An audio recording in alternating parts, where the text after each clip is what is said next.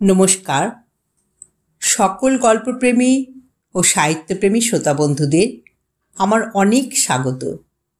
আমার আজকের নিবেদন শ্রদ্ধেয় সাহিত্যিক তারাশঙ্কর বন্দ্যোপাধ্যায়ের একটি ছোট গল্প, ডাইনি। তোমাদের একালে ডাইনি নাই, ডাইনি নাই, মায়াবিনী নাই। সেই হিসাবে একালের ছেলেরা ভাগ্যবান। আমাদের আমলে মানে 40-45 বৎসর আগে ডাইনি, ডাকিনী, মায়াবিনী। একালের ছেলেরা ডাইনি ডাকিনীর কথা শুনে হেসে উঠবে, কিন্তু সে আমলে আমাদের অন্তরাত্মা শুকিয়ে যেত এদের নামে। আমাদের গ্রামে আমাদেরই বাড়ির পূর্ব প্রান্তে বড় একটা পুকুর, বড় বড় তাল গাছে ঘেরা। তাদের উত্তর পূর্ব কোণে ছিল স্বর্ণ ডাইনির ঘর। একেবারে গ্রামের প্রান্ত, এক পাশে জেলেপাড়া, অন্য পাশে বাউরিপাড়া, মাঝখানে খানিকটা খালি জায়গা। সেই খালি জায়গায় একটা অশ্বত্থ গাছ, সেই গাছতলায় ছোট একখানি ঘর। তারপর অর্থাৎ স্বর্ণের বাড়ির পর পূর্ব দিকে আর বসতি নাই, প্রান্তর চলে গিয়েছে। খালি বালি আর কালচে মাটির প্রান্তর। সেই প্রান্তরের মধ্যে লালুকচাঁদা নামে পুকুরটা ছিল গ্রামের শ্মশান। এখানে অবশ্য শবদাহ করা হতো না, মুখাগ্নি করা হতো। চারিদিকে পড়ে থাকত মরার বিছানা, মাদুর, বালিশ, ন্যাংরা, বাঁশ, মাটির সরা, ভাঁড়, আধপোড়া কুচি কাঠি। পুকুরটার ওপারে একটা ঝাঁকড়া বট গাছ। দিনের বেলাতেও কেউ সে গাছতলায় যেত না। রাত্রে সেটা জমাট অন্ধকারের মতো থমথম করত। স্বর্ণ নিজের ঘরের দাওয়ায় বসে তাকিয়ে থাকতো সেই বট গাছটার দিকে। আমরা তাই ভাবতাম, নইলে প্রান্তরটা যেখানে শেষ হয়েছে সেইখানেই শুরু হয়েছে ধানের ক্ষেত, সবুজ শস্যক্ষেত্র। কিন্তু ডাইনি কি সবুজ ভালোবাসে না বাঁচতে পারে? স্বর্ণ ডাইনি, আমাদের দেশের ভাষায় সোনাডান।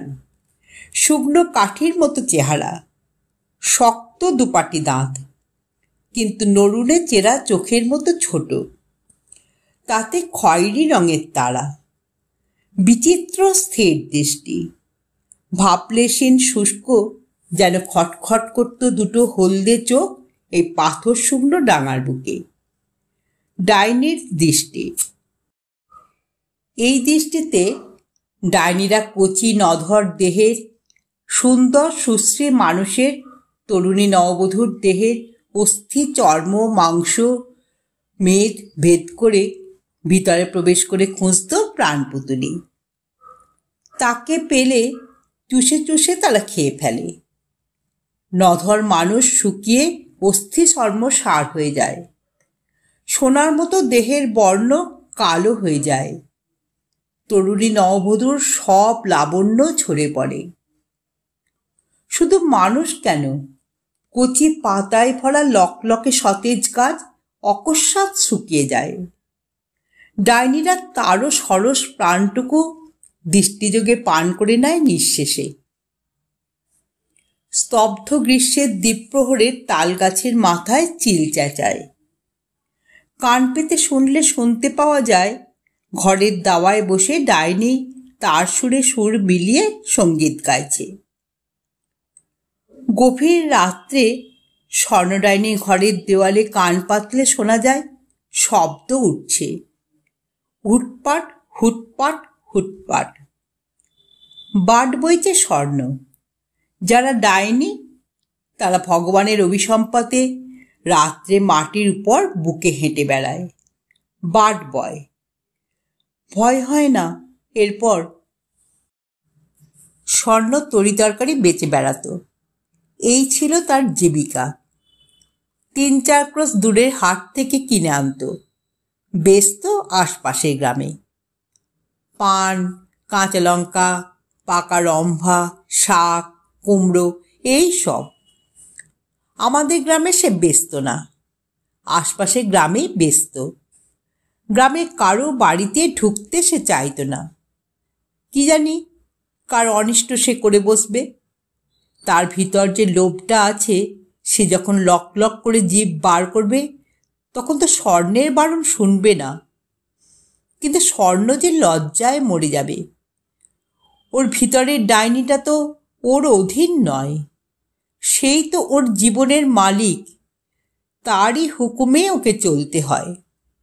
তার হুকুম ছাড়া ওর মরবারও অধিকার নেই। তার ভিতরের যে ডাইনিটা, সে এক সিদ্ধবিদ্যা। তাকে কোনো নতুন মানুষকে না দেওয়া পর্যন্ত স্বর্ণ মরবে না। স্বর্ণের মাসি কি কে যেন ছিল ডাইনি। মৃত্যুকালে আত্মীয় স্বজনদের খবর পাঠিয়েছিল, কিন্তু কেউ যায়নি, ভয় যায়নি। যদি সে কোনো কৌশলে তাকে দিয়ে যায় ওই সর্বনাশা ভয়ঙ্কর বিদ্যা, সে যে ডাইনি হয়ে যাবে। মৃত্যুর পর স্বর্ণ গেল, নিশ্চিন্ত হয়েই গেল। বিদ্যা সে তো কাউকে দিয়ে দিয়েছে, নইলে মরণ হলো কেমন করে? গিয়ে দেখলে তখন মাসির অনেক আত্মীয় এসেছে। আত্মীয় যা ছিল ভাগ করে নিয়েছে, সকলে চলে গেল। বিধবা তরুণী স্বর্ণ বসে রইল দাওয়ার উপর। তার যেমন অদিষ্ট।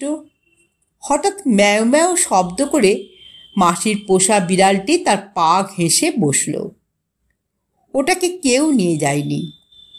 বিড়ালটা তার পায়ে পা ঘষলে, গড়গড় শব্দ করলে, লেজটা উঁচু করে তার নাকে মুখে ঠেকিয়ে দিলে, যেন বললে, আমাকে তুমি নিয়ে চলো। তুমি কিছুই পাওনি, আমাকেও কেউ নেয়নি। স্বর্ণের মায়া হলো, নিয়ে এলো বিড়ালটা। মাছ, ভাত, দুধ খাওয়ায়, কোলের কাছে নিয়ে শোয়। পাশের জেলেপাড়ায় যায়, বাউরিপাড়ায় যায়। সেদিন হইচই উঠল জেলেপাড়ায়। জেলেদের একটা কচি ছেলের কি হয়েছে, ধনুকের মতো বেঁকে যাচ্ছে আর কাঁদছে। কাঁদছে যেন বিড়ালের মতো আওয়াজ করে, অ্যাও, অবিকল বিড়ালের শব্দ। গুনিন এলো। গুনিন দেখে বললে, ডাইনির কাজ। কিন্তু কিন্তু কি? ডাইনটা মনে হচ্ছে। বলতে হলো না শেষটা। স্বর্ণের বিড়ালটা ছুটে এলো উঠানে। রোঁয়া ফুলিয়ে, লেজ ফুলিয়ে অ্যাও শব্দ করে থাবা পেতে বসল। এই তো বিড়ালটা, এইটাই ডাইন। বিড়াল ডাইন? হ্যাঁ, কোনো ডাইন মরবার সময় ওকে দিয়ে গেছে ডাইনি বিদ্যে। ঠিক কথা, স্বর্ণের মাসি ছিল ডাইনি, বিড়াল তো তারই। কি সর্বনাশ! একটা জোয়ান জেলের ছেলে দুরন্ত ক্রোধে বসিয়ে দিলে এক লাঠি তার মাথার উপর। মাথাটা প্রায় চূর হয়ে গেল, কিন্তু তবু মরল না। লেজ পাঁচড়াতে লাগলো, নখগুলো বের করে মাটির উপর আঁচড়াতে লাগলো। গুনিন বলল, সাবধান, কেউ কাছে যাবে না। ও এখন ডাইন মন্ত্রটি দেবার চেষ্টা করবে, নইলে ওর মৃত্যু হবে না। সে মন্ত্র পড়লে, নিজের অঙ্গবন্ধন করলে, তারপর সন্তর্পণে লেজ ধরে বের করে ফেলে দিয়ে এলো গ্রামের প্রান্তে। স্বর্ণ ঘরে বসে সভয় কেঁপে উঠল। লোকে তাকে গাল দিয়ে গেল। কেন এনেছিল ও ওই পাপকে? সন্ধ্যের মুখে কটি ছেলে পথ দিয়ে গেল। তারা বলে গেল, বিড়ালটা এখনো মরেনি। কি গোঙাচ্ছে! বাপ রে! শিউরে উঠল তারা।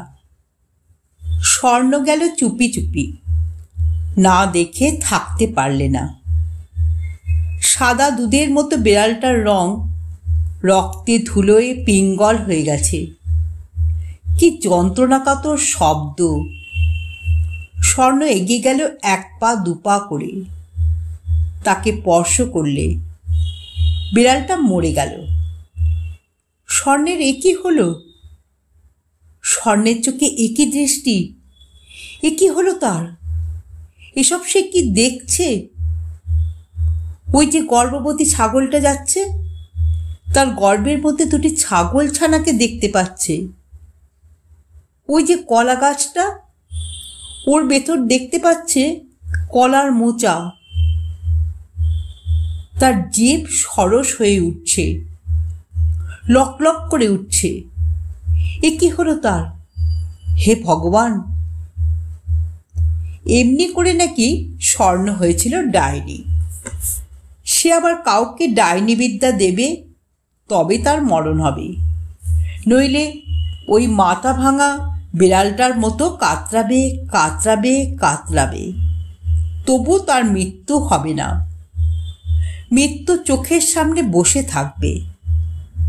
ও বলবে, আমাকে নাও গো, আমাকে নাও। মৃত্যু বলবে, কি করে নেব? এই বিদ্যে তুই আগে কাউকে দে, তবে নেব, নইলে তো পারবো না। স্বর্ণের হাত নাই তার ভিতরের ডাইনির উপর। সে কি গ্রামের কারুর বাড়ি যেতে পারে? বাপরে! আমার অনেক বয়স পর্যন্ত স্বর্ণ বেঁচেছিল। আমি বলতাম স্বর্ণ পিসি। ছেলেবেলায় কখনো সামনে যেতে সাহস হতো না। বড় হবার পর ওপাতে গিয়েছি, এসেছি।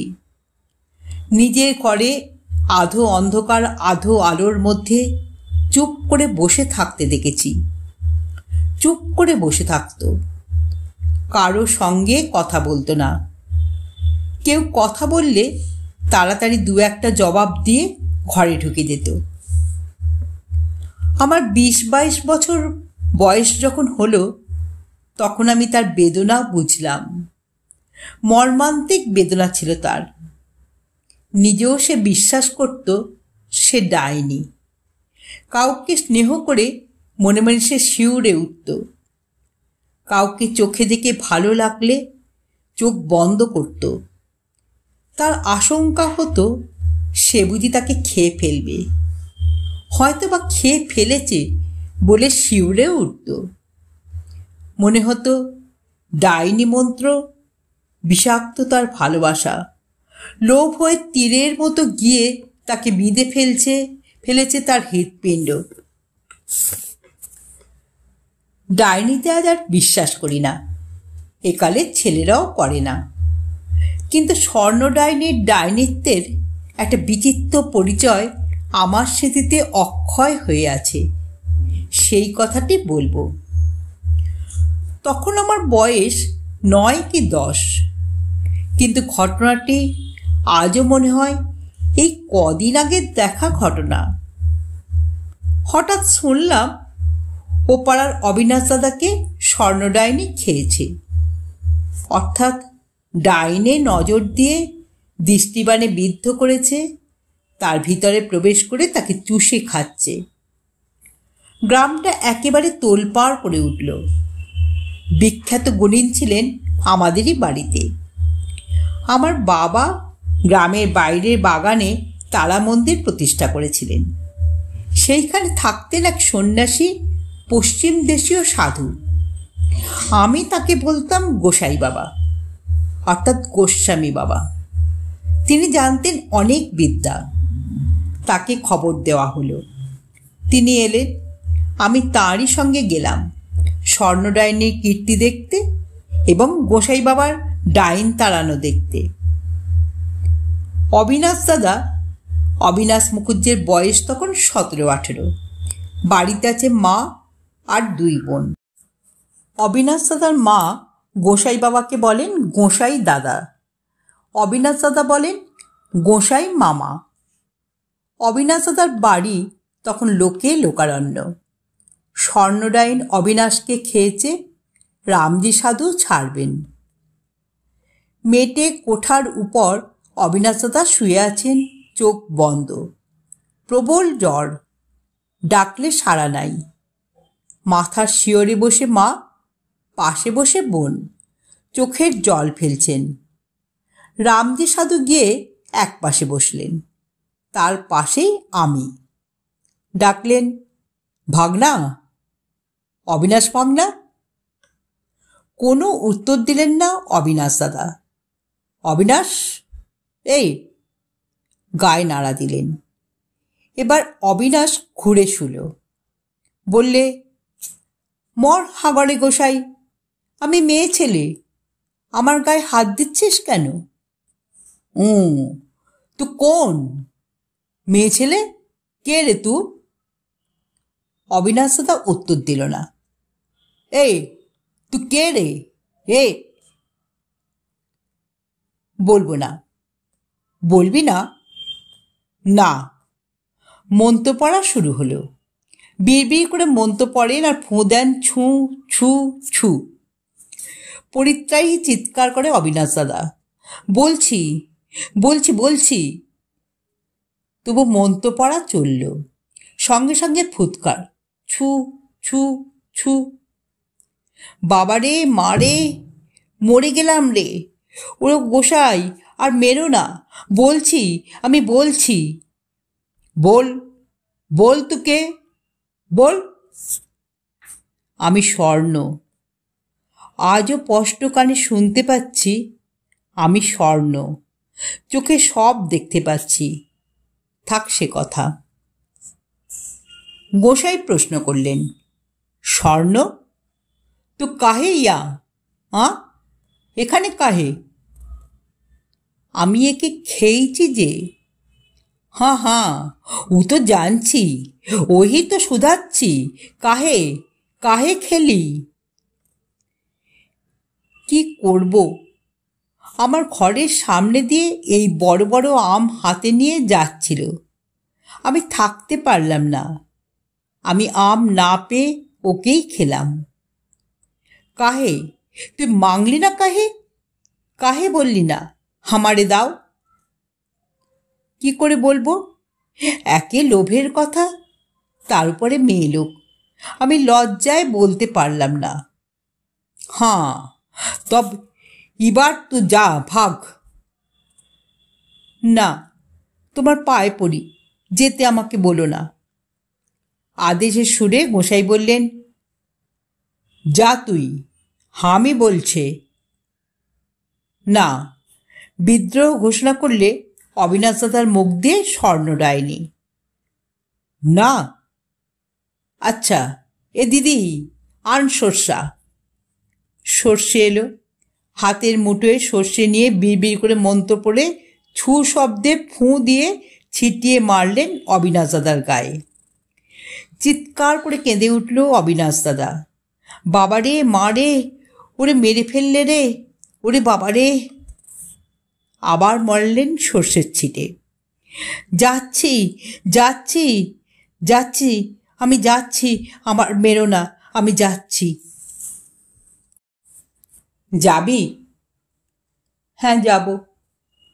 সঙ্গে সঙ্গেই অবিনাশ দাদা কেঁদে উঠল। ও গো, যেতে যে পারছি না গো। পারছিস না? চালাকি লাগাইয়েছিস?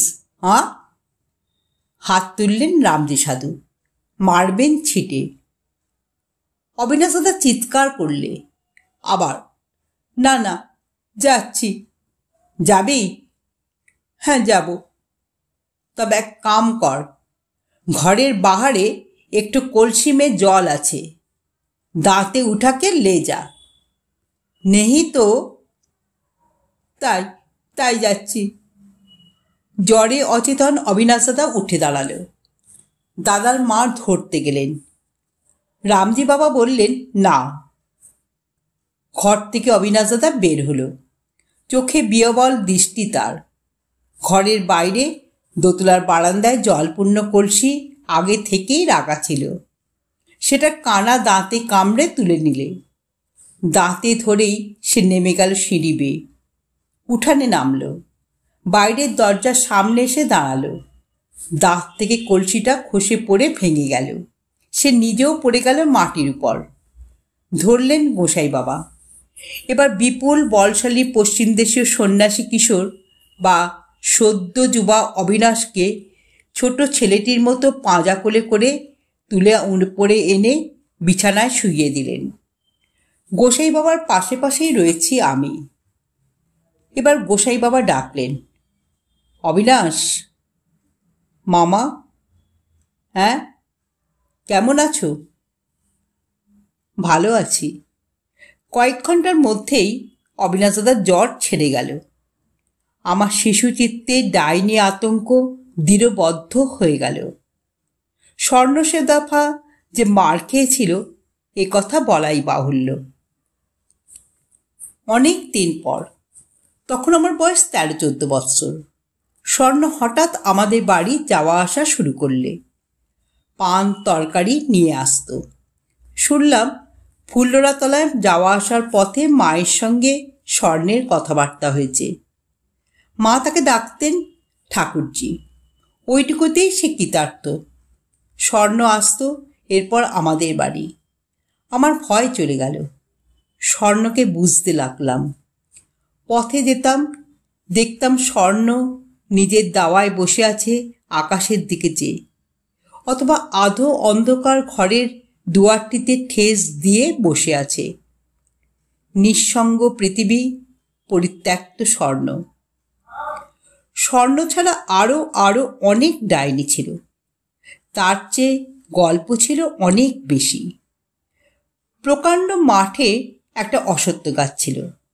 মাঠটার চারদিকে আর যে গাছগুলি ছিল সেগুলি সবই বট। মাঝখানে ওই অশ্বত্থ গাছটি খানিকটা হেলে দাঁড়িয়েছিল। একদিকে শিকড় উঠে বেরিয়ে পড়েছিল। মনে হতো গাছটার আধখানা আছে, আধখানা নাই। শুনতাম ওটা ডাকিনীর গাছ। দেশে নাকি ছিল ভারী এক গুণিন।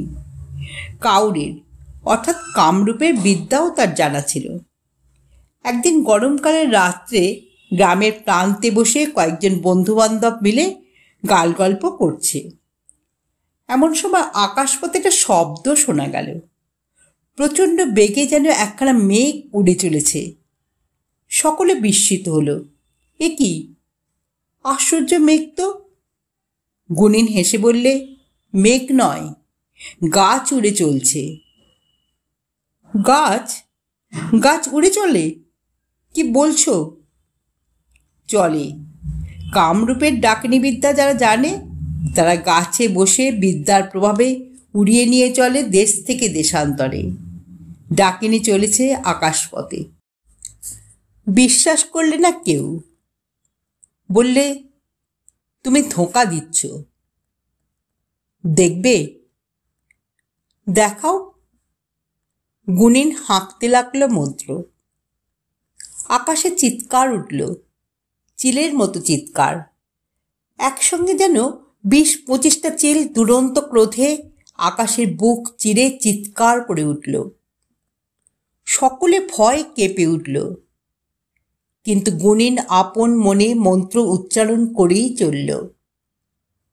মেঘের মতো জিনিসটার গতি থামল না, কিন্তু সে সামনে আর ছুটল না। পাক খেয়ে ঘুরতে লাগল। ঘুরতে ঘুরতে মাটির উপর নেমে এলো এক অশ্বত্থ গাছ। গুণিনের মন্ত্র তখনও থামেনি। মাটি ফাটল। গাছের শিকড় মাটির সেই ফাটলে ঢুকল। গাছটি এখানে জন্মানো গাছের মতো সোজা হয়ে দাঁড়ালো। তার চেয়েও বিস্ময়ের কথা, গাছের মাথায় দেখা দিল অপরূপ সুন্দরী এক মেয়ে। এক পিঠে এলো চুল, কিন্তু সম্পূর্ণ বিবস্ত্রা। লোকে মাথায় হেঁট করলে। ডাকিনী বললে, আমাকে নামালে তুমি গুণী? 10-এর সামনে এই অবস্থায় আমাকে লজ্জা দিলে। আমি ডাকিনী হলেও মেয়ে ছেলে। আমার লজ্জা রক্ষা করো, আমাকে কাপড় দাও।